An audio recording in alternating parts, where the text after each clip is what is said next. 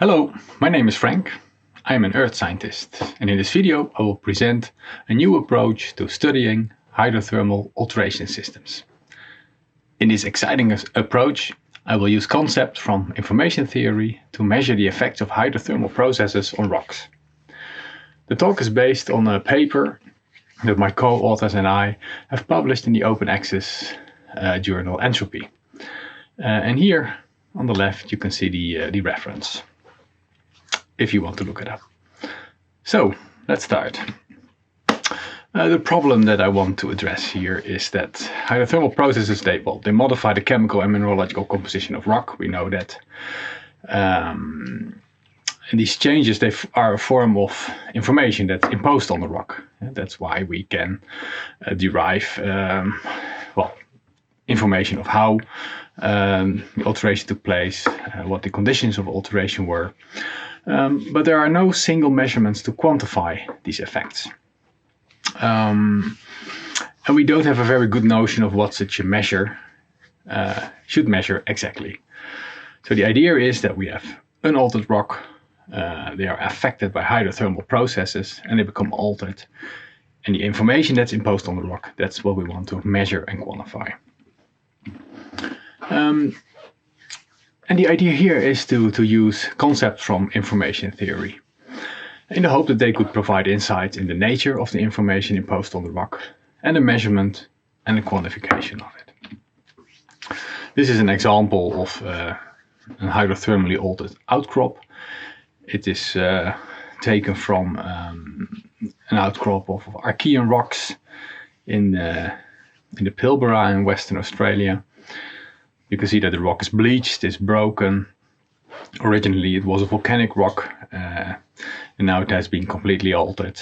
And here on the right you can see a photograph of the rock. You can see the volcanic texture with phenocrysts that are brightly colored here because of the change to from feldspars and other minerals to basically quartz and sericite or white mica. And that's what you can see here.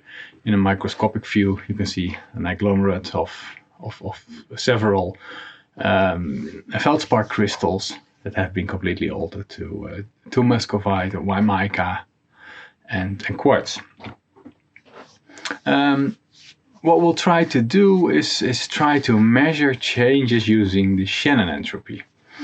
Shannon entropy is it's really a measure of uncertainty, and it was originally developed by Shannon and others in 1984 in a paper, A Mathematical Theory of Communication. And it was really a means to study and solve problems of communication and transmission of signals over channels. It's about information theory, the basis of information theory. Some people say. It's a definition of the amount of uncertainty of a probabilistic choice system. And then we can see this. You can see this formula here, HP. That's the Shannon entropy of a probabilistic choice system. And then we talk about number of possibilities in this choice system and probability of possibility I. And you can calculate it by multiplying the probability that a possibility I occurs times the log base 2 we use here of that same probability of possibility I. And then you'll sum that up for all the number of possibilities from I is 1 to m. And then you negate this and then you get a value, which is the Shannon entropy. And units are in bits or Shannon. I'll show an example how it works. Here we can see three probability distributions.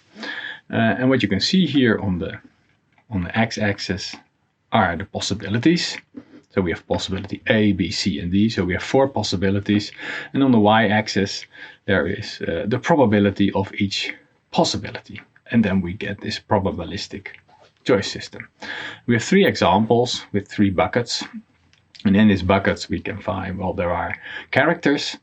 And you can see that in bucket 1 we only have the character A. So the probability of possibility A is 1. Yeah, so it's 100%. There's no uncertainty. If you draw one of the characters out of the bucket, you'll be sure it's an A. On the other hand, if we go to bucket 3, for instance, there we have equal probabilities of the 4 possibilities. So there are equal probabilities that you draw an A, a B, a C, or a D. So in that case, we have, if you draw a character, there you have maximum uncertainty. And then there can be situations in between. There's a probability distribution of bucket 2, and you can see that the chance that you draw an A is 50%, that you draw B is 25%, and C and D is half of that. Okay, and then you can calculate the Shannon entropy using the formula on the previous slide, and then you come up with the following values. On the system where there is no uncertainty, the Shannon entropy is 0. In a system with maximum uncertainty, the entropy is 2. So you can see that the entropy is a measure of uncertainty. So the higher the entropy, the larger the uncertainty, or the lower the uncertainty, the lower the entropy. And then there is a situation in the middle. If we can calculate that one, then we end up with an entropy of 1.75. So that's an intermediate entropy with intermediate uncertainty. So that's the basis. We can apply this concept now to whole rock chemical compositions and infrared reflectance spectra. The entropy that we calculate on whole rock, well, in this case major element composition, we call here chemical entropy. Again, we have 3 different scenarios. These are still hypothetical. On the left, we have a distribution of chemical elements in a rock that sums up to 1. And there are 9 major elements that are shown here, and in this case, the rock consists of 100% silicium. In the rock on the right, we have a different composition. So each of the elements is there available in equal, are present in equal probabilities. 1/9, and so there we have a different situation with a maximum entropy. In this case, if you calculate the entropy on these compositions, on this composition, and in the middle we have a more realistic composition of a rock, of a volcanic rock, and you can see that it largely consists of silicium, but there's also some aluminium, there's iron, magnesium. And if you can calculate the entropy there from that composition, you end up with an intermediate composition. 2.27.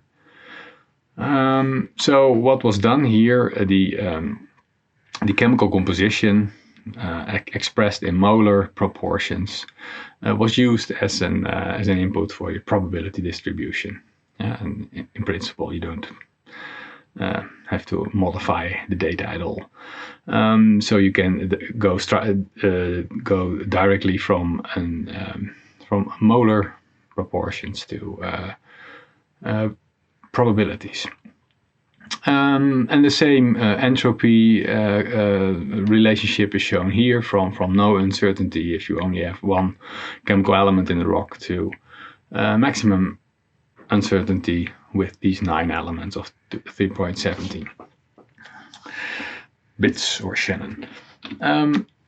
So the reverse actually of the uncertainty is a sorting of chemical elements.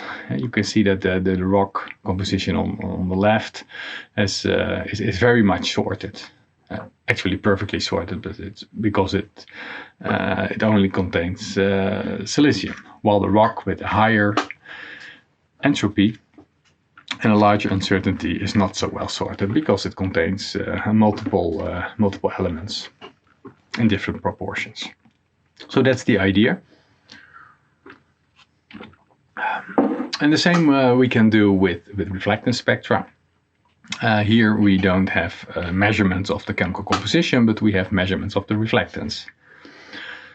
And on the left, here we can see a reflectance spectrum between 1300 nanometer and 2450 nanometers. And we don't have a straight line, but we have absorption and we have reflectance. So there is less uncertainty than, for instance, in the spectrum, which is shown on the right, which has which is straight line. So all the reflectance values are 0.5, 50%. So the number of bands is quite large here. So if you want to turn this into a probability distribution, and then everything has to sum up to 1, so then it has to be converted. The other thing that has to be done here is the values, the reflectance values, have to be subtracted from the value 1, because we want to consider absorption and not so much reflectance. Okay, so you subtract it from 1, and then you can calculate the entropy. And the spectrum on the left has an entropy of 10.174. And the spectrum on the right has an entropy of 10.230. The one on the right is the maximum entropy for this number of bands. And the one on the left has a reduced entropy because if you would sample a photon, then the chances that it has a certain wavelength is not the same as in the right spectrum. There's a variation because there's a preferred absorption at certain wavelengths. So we get a lower uncertainty, and then we can call that a sorting of absorption features. So this concept now we were going to test on rock sample sets. The rock sample set that represents the hydrothermally altered rocks is shown here on the right. There are 10 intensely altered volcanic samples, rock samples, of quartz sericite and chloride quartz altered rocks. And they come from volcanic rock of andesitic, basaltic to dacitic composition from the footwall of the Kangaroo Caves massive sulfide deposit, Western Australia, in the Pilbara. And it's quite old, 3.24 billion years old. So it's Archean. Those are rocks from the Archean. And those represent the altered rocks. Then we have suites of samples that represent the unaltered rocks. The chemical compositions of the unaltered rocks, they are represented by volcanic rocks also from the Pilbara, which have not been altered. But they have been metamorphosed, but without any significant metasomatism. So we can use the chemical composition as examples of the precursors of the hydrothermally altered rocks. We cannot do that with the spectra because the metamorphosed rocks there contain abundant chloride, actinolite, and those kind of minerals, and we need unaltered volcanic rocks to represent the precursor rocks, and that's and for that we take unaltered volcanic rock spectra from the Aster spectral library. Okay, well, let's have a look at some of the results. This shows the most important results. What you see on the x-axis is the spectral entropy calculated from the spectra, the infrared reflectance spectra, or actually the absorption spectra, because we subtracted the reflectance values from 1, so we get absorption spectra. And on the y-axis, the chemical Shannon entropy is shown based on the 9 major elements. And what else do we see? Well, we see a series of horizontal lines, and those represent the averages of the chemical entropies of the unaltered rock sample suites. You can see that a basalt has on average the highest chemical entropy, and if the rock becomes more fractionated, the entropy becomes lower. So that's an interesting observation. Apparently, fractionation of rock results in a lowering of the chemical entropy. So a certain chemical sorting process has taken place there. Something as a geologist we already know, of course. But now we can measure it in this sense. There's also a vertical line, and this represents the reflectance spectra of unaltered rocks. And there's not much variation between the basalts, andesites, dacites, and rhyolites. So they all have more or less the same spectral entropy because those spectra are relatively flat. But we'll see the examples later on. And then the hydrothermally altered rocks are plotted as well. Well, they're plotted here. The quartz sericite altered rocks, they form a cluster with a very low chemical and spectral entropies compared to the unaltered rocks. And the chloride quartz altered rocks, they also form a cluster with lower chemical entropies and slightly lower spectral entropies compared to the unaltered rocks.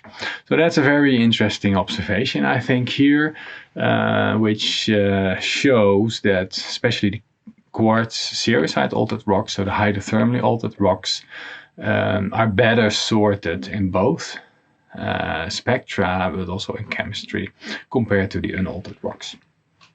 So that's an effect of the hydrothermal alteration processes. Then how can we explain that? Well, here we can see the mean chemical composition of the different groups in this plot. So here we have the hydrothermally altered rocks, quartz sericite, chloride quartz altered rocks.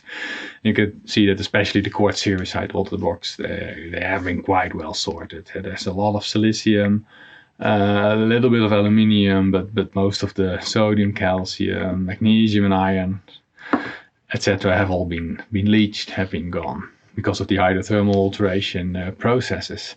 The same holds to some extent for the chloride quartz altered rocks.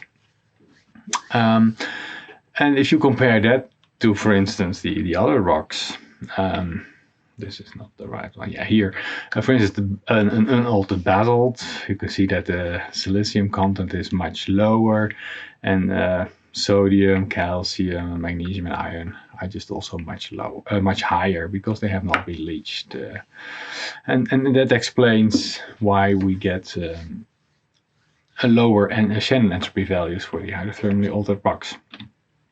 And this is an example of the mean reflectance spectra. And you can see that the two altered rocks, they have spectra with clear absorption features. So there's less uncertainty in terms of where absorption takes place than the unaltered rocks. And you can see that the unaltered rocks, like the rhyolite here, and the andesite, dacite, and basalt, they have relatively flat spectra. So if you calculate the Shannon entropy, you get much higher values, so which represents less sorting and more uncertainty. Okay, so that's how it works. Yes, we've all seen all that. What we can now do, we can really try to quantify these changes by subtracting the entropy values of the altered rocks from their presumed precursor rocks. And then we get something like this. The unaltered rocks, the unaltered precursors, they plot in the origin, of course, yeah. But the hydrothermally altered rocks, they plot away from the origin. And here you find the chloride. Let me see. No, this one I want to show first. Yes, the chloride quartz altered rocks, they have a change of about half a bit in terms of chemical entropy. But the quartz sericite altered rocks have undergone larger changes. Yeah, so that's more than one, let's say 1 bit. And the same holds for changes in the spectral entropy, but then on a different in a different range. So the values are much smaller because the reflectance spectra were measured in many more different bands.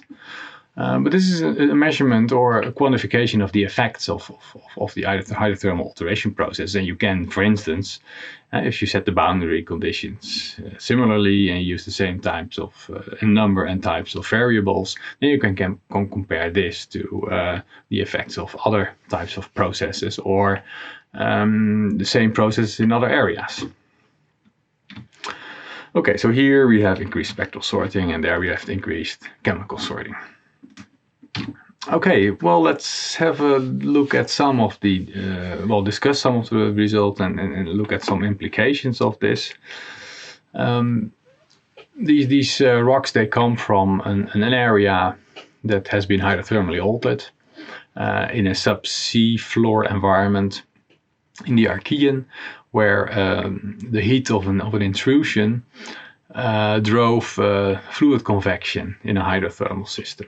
And so we have there's heat that heats the overlying rocks, and the fluids they within the rock they move, they flow, they form a convective system, and by flowing through this rock, through cracks and faults, a destabilization of the whole rock mineralogy takes place. And some elements are leached, some are added, so we get a change in chemical and therefore also mineralogical composition. And apparently that results in a decrease of Shannon entropies. And so there's what we see here is a natural mechanism for producing low entropy, low Shannon entropy, produce sorting from heat added to the system. We can also try to apply this method to hyperspectral airborne data to see if we can actually see the effects of the sorting in the rock. This is the area in the Pilbara where where the rock samples were sampled from. We can see the circle here. This is the footwall of the Kangaroo Cave CMS deposit, which is located somewhere here.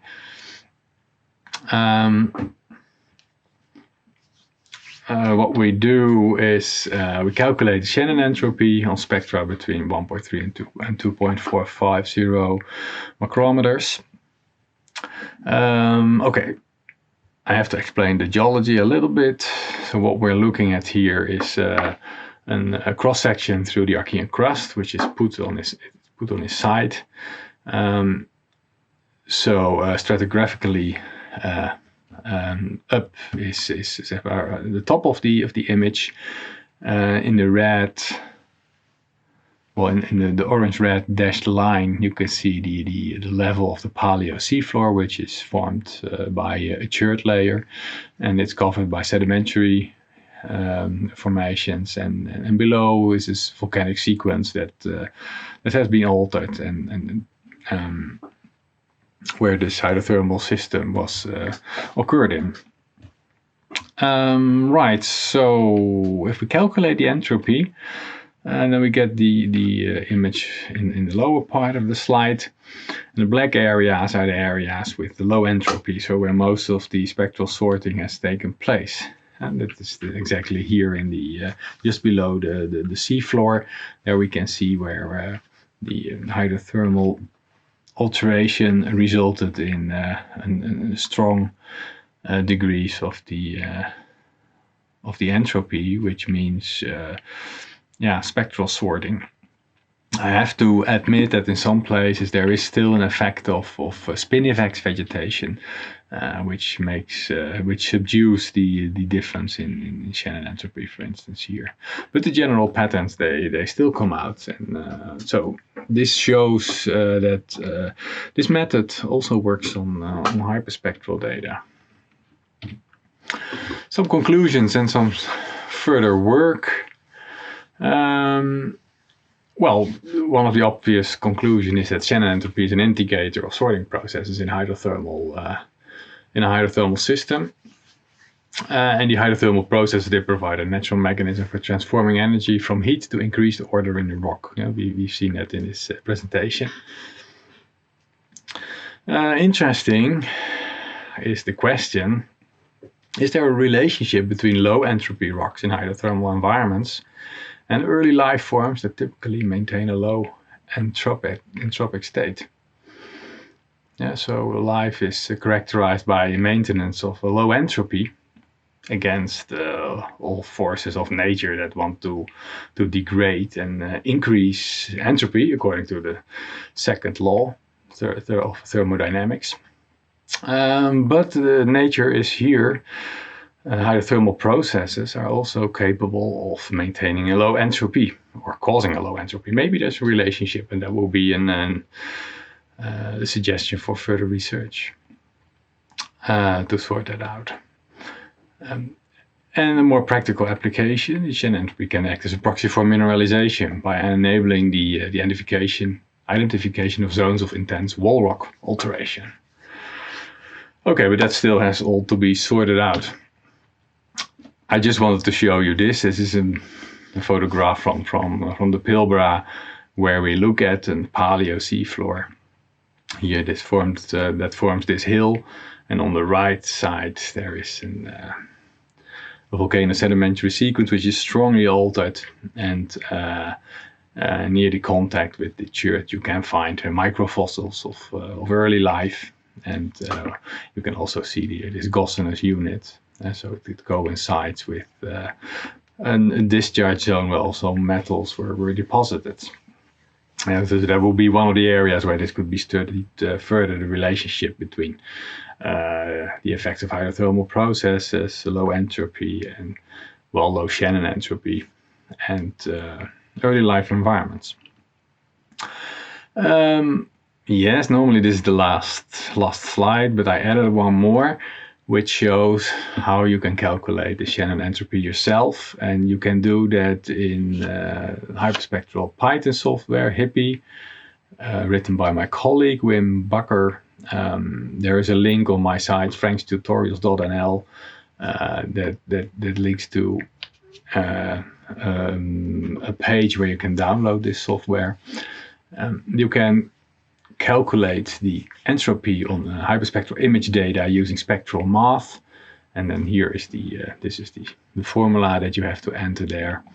And you can also calculate it on library spectra by entering the second formula, this one, almost the same, in the spectral library viewer. Okay, so if you want to try it, you can do that and see what happens. Okay, so I thank you for watching. I hope you found the talk inspiring and useful.